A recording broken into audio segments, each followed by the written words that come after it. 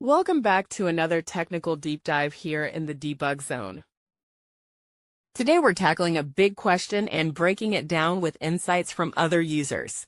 Hopefully this clears up some misconceptions and helps you get the answer you need.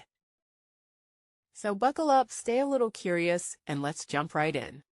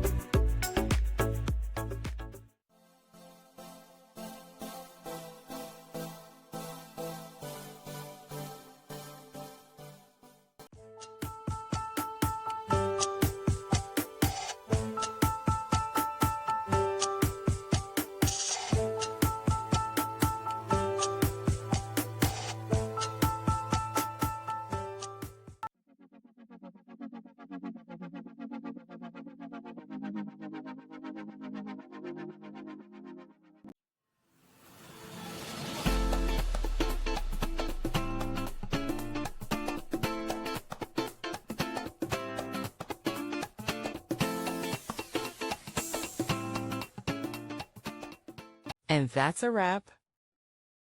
I hope you found the answer you were looking for. If you did, take a second to hit that subscribe button. It really helps out. And let me know in the comments which solution worked best for you. See you next time in the debug zone.